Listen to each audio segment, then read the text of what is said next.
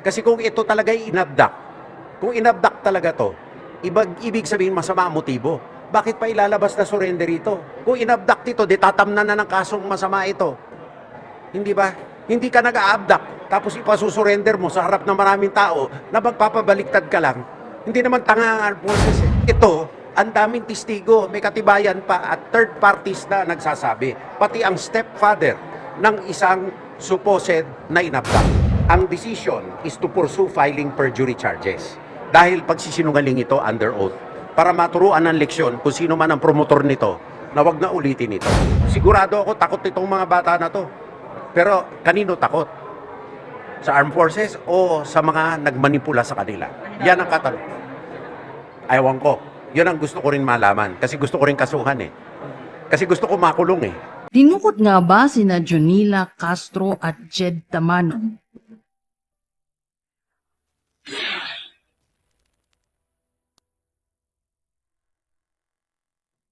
Ano nga ba ang totoong nangyari? Sina Tamano at Castro ay mga aktivistang napabalitang dinukot di umano sa Barangay Lati, Orion, Bataan noong 2 ng Setyembre taong 2023. September 12, sumuko ang dalawa sa 70th Infantry Battalion ng Philippine Army. Ayon sa naunang salaysay ni Jonila, habang siya ay kasapi ng anak bayan, siya ay naging kasapi rin ng semi-legal team ng Lino Blas Command NPA na kumikilos sa munisipalidad ng Porac at Florida Blanca sa Pampanga at ilang bahagi ng Bataan. Ano yung position mo doon? Ayos sa kakandak ng social investigation. Anong kira sa iyo ulit? Na-encounter na. Saan? Kailan? 2021. Nakasulti. Ayon sa kanila, sila ay tumakas sa kanilang mga kasama dahil gusto na nilang makapiling ang kanilang pamilya at mamuhay ng normal. Kasi po hirap po ng trabaho. Pero yung trabaho sa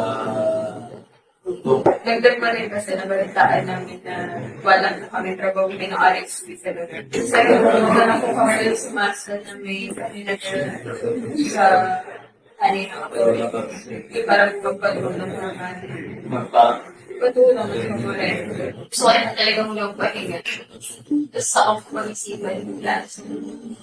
Most likely kung babalisin sa Sa presensya ng kinatawan ng Public Attorney's Office o PAO na si Ginoong Jopper Bagay at ng mga magulang ni Jed, sabay nanumpa sina Jonila at Jed na ang kanilang sinulat na salaysay ay pawang katotohanan at ito'y kanilang kusang loob na isinagawa at walang pumilit sa kanila.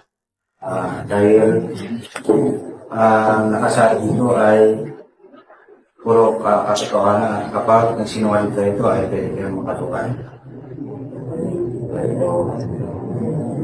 Ang aming policy ay talagang kailangan may handwritten sila, ganun lagi sa aming opisina. Tsaka namin ipapatype sa lawyer. Tapos, pero i-interviewin mo nang mabuti. Kumula sa puso mo at talagang totoo yung At sinasabi ginawa mo. ho yan ni Atty. Bagay. Pa, ginawa po niya. Sila rin ay binisita ng mga kinatawan mula sa Commission on Human Rights o CHR upang alamin ang kanilang kalagayan at tiyakin ang kanilang kaligtasan. Ito ang naging dahilan upang sila ay kupkupin ng gobyerno. Determinado ang NTF-ELCAC sa kanilang misyon na tiyakin ang kaligtasan ng mga batang ito. Gayunpaman, nakapanghihinayang na patuloy silang ginagamit na pain para pabagsakin ang demokrasya ng ating bansa. Okay. Based on the affidavits shown me and the fact that these affidavits that the two voluntarily surrendered were sworn to before a public attorney, no? And maraming testigo doon nung nag-surrender sila. Ngayon, biglang bumaliktad sila. So we are studying the possibility of filing perjury charges against them. No? Pagkatapos na nabuo ng kaso, ipa-file namin sa appropriate authorities para ito'y maimbestigahan. Kasi kahit na ang Chief Public Attorney, si Attorney Acosta, nando doon at inasiguran niya na walang coercion na nangyari. Yung stepfather nung isang babae na nando doon ay nandun mismo. At tinanong niya ang kanyang stepdaughter kung gusto nga ng private counsel, ayaw daw. Pagkatapos biglang babaliktad. So, ang recourse dito ay mag-file ng perjury case. And then, they can prove the truth. Kasi amin, ang ebidensya, matibay na nasa likod ng armed forces. Normally, hindi ko to tolerate ang mga talagang kahit haka-haka lang pinaimbestigahan ko. Pero ito maliwanag ang ebidensya na unfair ang pagparatang sa mga kasundaluhan dito, no? At gusto kong malaman kung sino ang promotor o utak nito para mapailan ng subornation of perjury charges at iba pa para magsilbing leksyon na hindi pwede linlangin nitong mga tao na ito ang taong bayan sa pamamagitan ng mga tactics na ganito. Matibay ang ebidensya eh. Bakit ganito yung nangyari Asymmetric warfare to eh. Part ng disinformation nito eh. Yan ang tingin ko. Pero the fact is, nasa amin ang voluntary surrender sworn affidavit nila. Mga testigo nando doon, may mga sworn statements na rin na kinakalap. At ito ang matibay na nagpapatunay na ang batas ay nasa likod ng armed forces dito, no? Ang mga statements ng ibang mga ahensya, I do not know what statements they made, but what was reported to me yesterday, ang pinakita sa akin ay katibayan. At ito'y matibay talaga at hindi ito pwede coerced, no? Kasi kung ito talaga ay kung inabduct talaga to, ibig sabihin masama ang motibo. Bakit pa ilalabas na surrender ito? Kung inabduct ito, di tatamnan na ng kasong masama ito. Hindi ba? Hindi ka nag-a-abduct tapos ipasusurrender mo sa harap ng maraming tao na magpapabaliktad ka lang. Hindi naman tanga ang armed forces eh. So, obvious ito. Sec, assurance lang sa public na itong dalawang ito ay sumuko. Kasi lumalabas na yung mga conjecture lumalabas na yung mga conjecture about these two individuals. Ito ang kasiguraduhan ko, hindi ako umaasa sa sole statement ng armed forces. Ang inaasahan ko, ang katibayan na sumumpa ito sa harapan ng public attorney. May mga testigo pa daw na nando doon. At umaasa ako sa mga testigo na yan na naka-witness ng voluntaryo nilang pagbigay ng salaysay nila na sumusuko sila.